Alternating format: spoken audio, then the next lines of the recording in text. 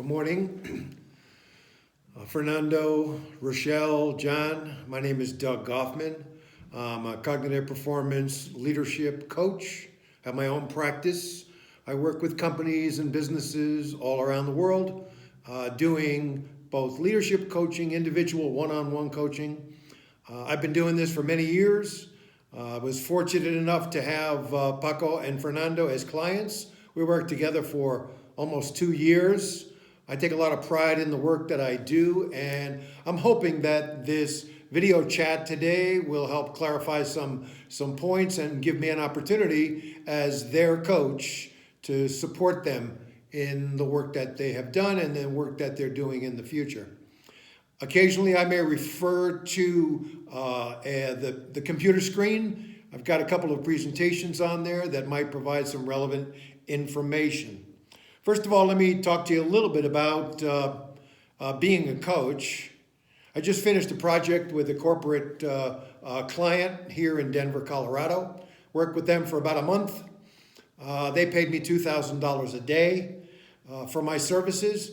They had just completed a merger and acquisition. There were a lot of heated discussions and a lot of angry sentiments. They were resulted in more than one CEO, more than one director of operations, more than one director of finance, and trying to resolve all those issues with those folks was a bit of a challenge. The CEO was extremely savvy.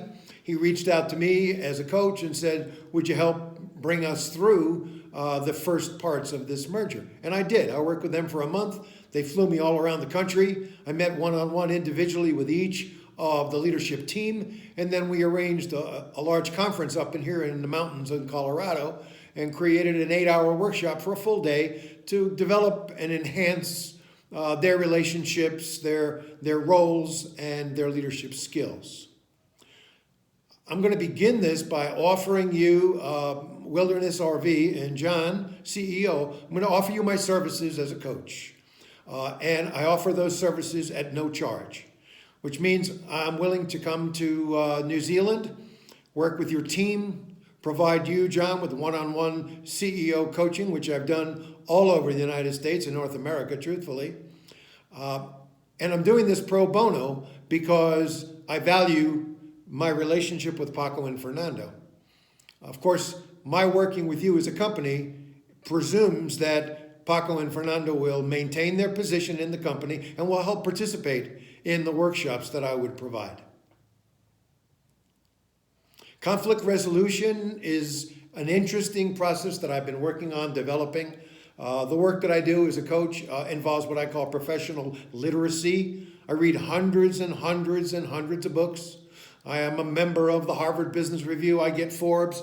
I get all kinds of interesting journals and informations every day about leadership. I subscribe to what's called NLI, the Neuro Leadership Institute, and you can get on there too, all of you folks, and see what they have to offer. It's very interesting, very exciting.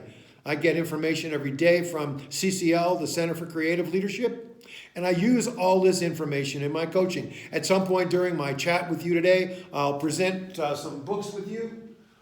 This gentleman right here, Peter Senge, I've worked with him personally. He's the author of The Fifth Discipline. He's developed a concept called Learning Organization Theory. I use it diligently in my work as a coach.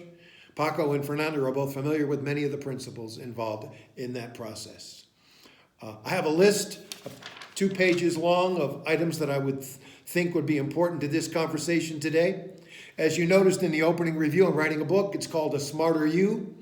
I'll be happy to send you a signed copy of that book when I'm done with it. It's really about the work that I do as a coach and about helping leaders become smarter, more savvy, more intelligent, better practiced, better rehearsed in the work that they do. Hi, Rochelle. I remember you. I sent you some information and filled out an evaluation years ago regarding Paco and Fernando's interest in the company, and I think we might have even chatted on the phone. So if you're there in the room, hello, Rochelle. First of all, I believe that there's a missing step in this process. I was able to listen to the download of Paco's, what did you call it? I'm sorry. I lost the name of it, a disciplinary hearing. I was able to download and listen to the disciplinary hearing. And truthfully, and by the way, this is a depersonalized event. Coaches depersonalize. When I work with people, it's not about you, the person. It's not about you, the husband, the wife, the friend. It's about you and your role. So listening to that download, I felt, first of all, a certain amount of responsibility that poor Paco was put in that situation. I saw him as being extremely defensive, and he needed to be, because you, John, who led this campaign, this disciplinary hearing, were aggressive in the questions that you asked. You cornered him. You nailed him down. You wordsmithed. You used specific language to get him to admit or not admit. It was a lawyer-like session. And it was funny because at the end, you mentioned to Paco this was a fact-finding mission. Well, I'm sorry, it came off as anything but fact-finding. In fact, that it seems like the guilt was presumed before the fact, and it seems as if, and you can correct me after this video is over, it seems as if you jumped quickly, your organization jumped quickly to disciplinary measures without engaging in conflict resolution. Now, conflict resolution would have meant what? It would have meant that somebody would have assisted TJ and Paco in the room to resolve their issues. I've done that as a mediator and as a coach. I've worked with parties who have contentious issues. In fact, in this recent merger and acquisition, there were heated discussions. Probably would make what happened between Paco and TJ seem like a walk in the park. Heated discussions with ferocity and anger, because people are passionate about their work. They're emotional. They're connected to their work. So in the case of conflict resolution, it's a very valuable step that I think leaders need to know more about and learn more about, that will help them in their organization to say, conflicts are all right. There's nothing wrong with heated discussions. People can raise their emotions. In conflict resolution, I like to use what we call equal force. Equal force means if I raise my voice, you raise your voice, that's fine. If I raise my voice, you throw something at me, that's not equal force. But I think in matters of heated discussions, in matters of conflict, it's very important to get the facts on the table. There's nothing wrong with heated discussion, by the way. I think risk takers, they relish heated discussion. Risk takers and organizations that value conflict and value communication welcome opportunities for their employees to engage in their passions, to care, to matter, to say what's important to them, without fear of retribution, without fear of disciplinary hearings, without fear that someone's going to take them to task. And in fact, you, John, the CEO, and I've worked with many CEOs, probably when at a point in time where TJ or someone brings to you a conflict, I think the savvy response on the part of a leader is to throw it right back and say, you're the leader, TJ. You can handle this. If you need any guidance and support in advance, I'll be happy to help you with. But you're the team leader and you can help make this happen. An article in Harvard Business not very long ago called Agile at Scale talks about agile teams. I'm not sure if all of you know about some of these innovations, but agile teams are situations where Dreamliner, I think it's called, one of your teams, has a mission and a responsibility, and they're clear about where they're going to go, and they have their members with roles, and they work diligently in their procedures to make sure that they work as a team. I'm not sure if you're familiar with the work of David Bohm. David Bohm's a physicist. He wrote a book called On Dialogue, and in On Dialogue he talks about what he calls dialogue and discussion. Discussions full-blown, where people express their passions, express what matters, express what's important. Dialogue, on the other hand, means listening. It means clearly trying to understand the point of view of the person that's talking. And nothing personal, but John, in your disciplinary hearing with Paco, you had no interest whatsoever in listening to his point of view. It was clear. You had already made up your mind. In fact, you were more concerned with backing him into a corner and talking about the appropriateness of this and the appropriateness of that. It was more of a legal session than it really was a fact-finding mission to allow Paco to express himself. And truthfully, you shouldn't have been the one doing that anyhow. TJ and Paco should have worked that matter out themselves. And in fact, you should have sent TJ back to the ranch and said, come on, you're a great leader. You can do this. Work these things out with your team. Allow your team to express their emotions. Allow your team to express their passions. Allow people to disagree. Make some rules about disagreement. Teach people about dialogue and discussion. Teach people about understanding. I think it was Stephen Covey in Habit 5 who said, seek first to understand, then be understood. That's a critical component in organizational work. So I think there's some missing steps. And it's clear to me that unless I'm missing some of the facts, your organization jumped straight from a heated conflict to a disciplinary hearing. And by the way, if you check with Amazon and Google and some of the newer companies today that deal with millennials, that deal with high-level young professionals, there are no disciplinary hearings. And in fact, there are performance management systems that look more like daily conversations about how you're growing and how you're learning and what kinds of areas of support I, as a leader, could provide for you. So disciplinary hearings are a vestige of the past. There's no need for disciplinary hearings in an organization that respects its people. Another book that I bring for your attention, perhaps you've seen it, maybe you haven't. In fact, this book recommended by Peter Senge, author of The Fifth Discipline, called An Everyone Culture by Robert Keegan. An Everyone Culture is about deliberately developmenting your organization. I'll say that again. Deliberately developmental organizations, DDOs they call them. And in DDOs, the focus of the company and the focus of the corporation is to develop its people. Once you develop people, once you understand people's growth, and I didn't bring my other book, but I recommend Carol Dweck's book called Mindset, where she talks about two different kinds of company mindsets and individual mindsets. She talks about growth mindset, where people are open, collaborative, risk-free, can express their feelings, their ideas, their thoughts, without retribution, without disciplinary hearings, without challenges. And by the way, I want to refer, Paco used the word challenge in his conversation with you, and I thought it was very astute on his part, because part of the work of organizations, part of my work as a coach, is identifying what are the challenges. How do those challenges stand between you and your aspirations, your vision?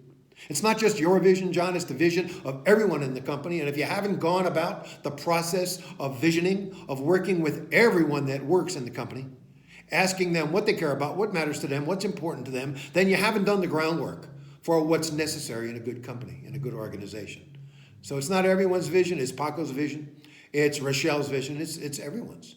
And when everyone feels that they matter, when they feel it's an everyone culture about them, then these conflicts tend to go away. Although there'll be differences of opinion, and that's great. You want that. In his book, 3-Box Solution, Vijay Govindarajan, I think his name is, says there are 3 serious boxes that need to be checked in any organization. One is, what are the vestiges of the past? What are the activities of the past that we need to lose? And it's clear in your organization, blame, lack of transparency, putting people on the spot for voicing their ideas and thoughts about what they think they deserve, what they think is important to them, and then having to suffer through a hearing that you had with Paco is not really a good sign of an organization well-footed. I can help you with that, and I'm sure you can grow beyond that. In his book, An Everyone Culture, Keegan talks about 2 interesting variables. One, he says we live in a VUCA world. VUCA, volatile, unpredictable, complex, ambiguous. And I'm sure in your business it's the same way. And I'm sure Paco and Fernando and all of your salespeople and all of your mechanics and all the people that put all your tourists out on the road feel that volatility. They feel that sense of difficulty in making decisions. It's not easy. We live in a very challenging world, corporatively as well as financially. Decision-making in organizations is something that needs to be practiced and rehearsed. And in a VUCA-type world, that's not easy. I've read Paco's letter asking for his raise. I've read Fernando's letter asking for his raise. And I understand they present a very good case. They're making a lot of money for the company. How you could look at your website, and I've read the website, it's full of good language, rich language. In fact, I'll show you in a book in a moment about dichotomies. It's got some dichotomies built in. One is that Francisco is featured on the front page of your website as a leader, as a key contributor to your organization. At the same time, you're having a disciplinary hearing that could result in his termination. Something's not right there. And I would kind of caution you and ask your company to really examine what practices you have in place, to what extent people are really risk-free, to what extent they can express themselves openly in a transparent type culture. If you were to read the book by Keegan, he talks about 3 different companies that are completely transparent, where people can read each other's emails. There's none of this behind the back stuff. I read some of the documentation was provided by some of your colleagues about Fernando's behavior and about Paco's behavior, and that kind of tattling, and that's child stuff. That's stuff that goes on in elementary school. It's not about the way corporations should work and operate. In fact, that could go away and should go away. And as your potential coach, I'd be happy to work with you in creating some advanced methodologies in terms of how you communicate, how you meet the challenges of a VUCA world. Keegan also talks about what he calls the new incomes. And that has to do with Paco and Fernando. The new incomes say that the millennials, the younger people of our generation, are not just looking for money on the job. They want purpose. They want satisfaction. They want to be counted. They want to see that people care about them and that they matter and that their decisions are valued. If they spend a few bucks with the company money to please a client, they don't want to have somebody second guessing them and saying, wait a minute, reported stolen bikes, trumped up charges. Absolutely absurd situation that a dedicated member of your company should find themselves in the midst of. A mediator or a courtroom looking at this situation of both of Fernando and Paco will clearly side on behalf of them and could perhaps create some financial liability for your company, not to mention all the heartache that goes along with this. You have a commitment, John, and your company have a commitment to Paco and Fernando to provide them with residency. You told them you would support them as a sponsor. You have a commitment to follow that through. And if you don't, I believe that there should be some consequences in place for you. That's a commitment. They made it to you. They haven't defied their commitment. They're working diligently. And in fact, from what I understand from the figures, they made a lot of money for your company. They deserve you to follow through with your commitment. I understand it's 8 more months that they should provide the service. Well, in 8 months, they can both do an awful lot of good for your company. And I would hope that their tenure in your company would be longer than 8 months long.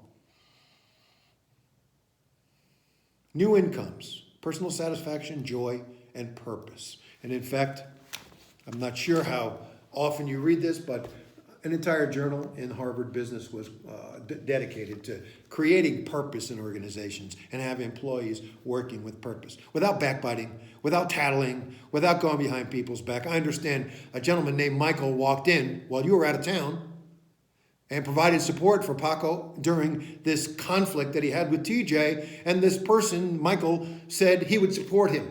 Later on, he didn't. Not quite sure how that happens. I'm not sure why that would even happen. When you have valued employees, when you have people you care about, when you have people doing a great job for your company, you want to do what you can to hold on to them. You don't want them to leave. And in the case of Paco and Fernando, they have a built-in commitment to you. They want their residency. They came to New Zealand to live there. And from what I've heard in the last 2 years, they're very happy with their new life in New Zealand. Yeah, they wanted a pay increase. And I'm sure somebody along the line could have said, you know what? We can't afford it right now. And if you explained it to them articulately, if they were talked to as professionals with respect and dignity, I'm sure they would have agreed and said, okay, we'll work in another way.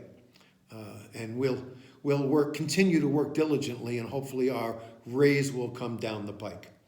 I did reach out to Scott Brown, the ambassador to New Zealand, the U.S. ambassador.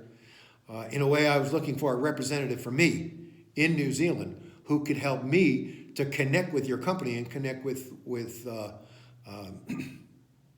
Paco and Fernando. It's interesting. Scott Brown he's a National Guardman, which means he's in the Army. And I spent the last 2 years working with the National Guard here in Colorado. I do all my work pro bono. I do one-on-one coaching. I did one this morning from 9 to 10:30 this morning. I work with a commander in the Air Force, providing one-on-one coaching, helping him to grow and develop and learn, listening to him astutely. using my practices of dialogue and discussion, providing professional literacy, making recommendations for books and authors and people he might get to know, and helping him to grow his career. I work with more than 1,000 people at the wing right now. We call it the 140th Wing. They are a fighter squadron, F-16 pilots, and support people, maintenance, space, and their mission is to protect the country. They work diligently at it, and I'm their coach in residence. In fact, as an aside, I was sent to Washington back in June to do a full-scale workshop with the Lieutenant General who was in charge of the Air National Guard. And it's interesting, in that workshop, and I can show you pictures, it's fascinating. In that workshop, I was able to share with them the importance of a couple of factors. One, depersonalization. Good organizations, healthy organizations, don't personalize. If somebody's angry, if somebody's upset, it's not personal. It's about helping the organization to grow. It's about respecting individuals' opinions. It's about other people listening and hearing what you have to say. I translated that message to the office at Andrews Air Force Base, an extension of the Pentagon in Washington, and people were very receptive. It was a wonderful workshop, a terrific workshop where we really talked about how can you become a valued organization. Another quote I helped them with is a quote that comes from Peter Senge called, "Either leadership is everywhere or there is no leadership." So you, John, are not the leader of the company. Everyone needs to be a leader. Everyone needs to be respected as a leader. Everyone needs to have their ideas, their thoughts, their visions, their aspirations, what they care about, what matters to them, needs to have those heard and respected. Either leadership is everywhere or there is no leadership. So I would say if I were to work with you as a coach, one of the first things we would do is call this a circle of inquiry, where we would get your people to answer those three questions, which is what matters to you, what's important to you, and how can your aspirations and hopes make things better. I worked with Paco and Fernando while they were working at Disney, and they were superstars. We went and visited them while they were working, and they were heralded as VIP representatives who did wonderful things with people. And of course, you hired them for that reason, because they had so much to offer. You saw in Paco and in Fernando, something like a star was born there. You saw how they could help your company, and they have. How that could quickly move to disciplinary hearings really concerns me. And it should. You can't go from front page of a website, people saying, wow, these guys really are the backbone of the company, and then find out later on. Now, maybe what brought this matter to a head was what you might call some sort of assertiveness. Now, I have written down here what I thought, based on my coaching, were some of the qualities that both Paco and Fernando demonstrated in my work with them. Let me see if I can find where I said that. No, give me a moment.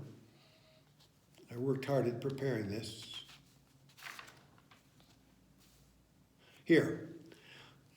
During the time coaching with them, I thought Paco and Fernando both demonstrated confidence, an amazing level of confidence for young people growing up, having learning experiences in organizations. They had an amazing level of confidence in their own expertise, in their own ability to conquer what young people want to conquer, which is, to get out there and make a difference in the world. I thought that their confidence was also reflected in their own personal assertiveness. And it could be that's that assertiveness that scared TJ a little bit. It's that assertiveness that might even have your company looking at, I'm not sure, these guys are awfully strong. In fact, John, you used the word bullying. I'm sorry. I've done workshops on bullying. Both workplace bullying and bullying in school. And nothing that Paco or Fernando have ever done relates in any way to bullying. Bullying is a recognized pattern where people seek out victims and enjoy the torture of those victims. Paco and Fernando don't torture their victims. They don't even look for victims. They just assert themselves in a way. So your use of the word bullying obviously is a tactic on your part to be able to escalate this and put those words in writing behind what you're looking at as a way to discipline them. Probably you have an idea about terminating them. And the idea of workplace bullying is a trend right now. But I think it's extremely mistaken on your part. And if any mediator got hold of this, they would throw that bullying charge out the window. In no way is Paco or Fernando a bully. And in fact, if you listen to that download, you, John, came off as the bully.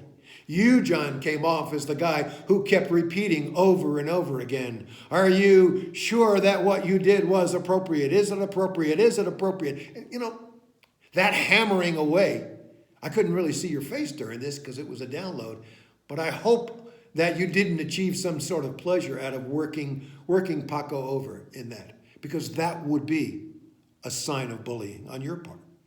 No bullying there for those guys.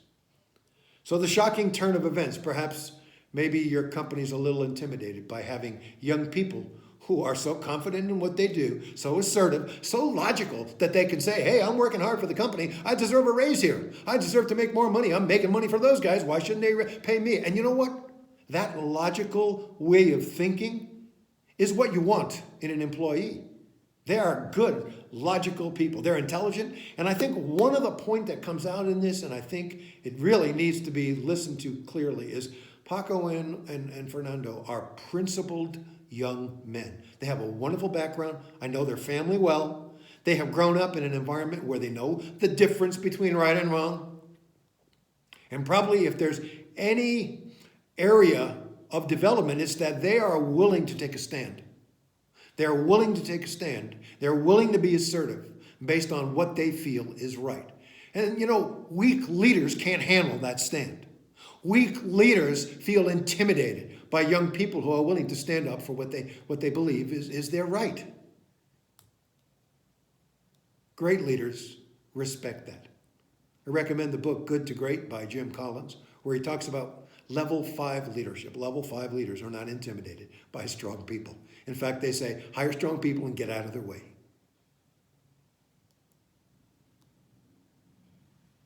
There's a cool book. I've been using it with the Air Force, of course. It's called Dichotomies of Leadership by Jocko Willink and Leif Babin, Navy SEALs. This is their second book. This book is fascinating because when they talk about dichotomies of leadership, I think they would probably be able to identify some of the struggles that you're dealing with right now. I recommend that book to you. And I think you would find that some of these dichotomies that they identified in the book probably are part of this dilemma, I would call it, with Paco and Fernando. One of the dilemmas is strong employees who really value and are passionate about what they want to do for the company, and how to manage that with good leadership, people who understand how to manage strong people. Number 2, fact-finding mission versus cross-examination. I think, John, that's something you need to address because it was clearly not a fact-finding mission. Another dichotomy. Ideas are easy. I read your website. It's full of great ideas about collaboration, about vision, about all the great things. But are those ideas executable? Are you executing on those ideas? And in the case of Paco and Fernando, I'd say clearly you are not.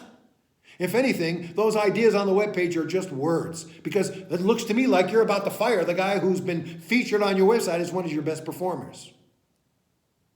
Performance is another area I work in. I work with the military on performance. They do performance reviews and performance assessments. There are 3 books on the market in the area of performance. One of them is called Peak by Anders Ericsson. Another one is called The Talent Code by Daniel Coyle. The book I mentioned already, Mindset by Carol Dweck. There are about how can you enhance human performance. And one way you don't enhance human performance is by creating risk in an organization, by getting people to hide, getting people to say, I'm not going. If I go up there, the boss is going to fire me. If I go up there and say something, I'm going to get ridiculed. You don't create high-flying organizations by doing that. I mentioned the 3-box solution before by Govindarajan. First box, what are the vestiges of the past that you want to get rid of? And there are some things about discipline I think your organization needs to reconsider. Number 2, what are you doing now in the present that's working well for you? How are you treating your employees? How are they responding? Are you doing circles where you get people together? Are people open and honest? Are you using, we call it the Native American tribe idea, where you gather people, you take off your stripes at the door. It's like the Army used what they call AAR, after action review. Are you able to get people in a circle and talk honestly and openly? Both you, John, in the circle, Rochelle in the circle, Paco in the circle, perhaps a finance person in the circle, and people talking openly about how can we make this organization better. If you're not doing that, And if you, the leaders, are just hiding in the Oval Office, spreading fear for the risk takers in the organization, well, you know what? Your organization's on the way down, and you're going to need some help. And I'm offering my coaching services to you.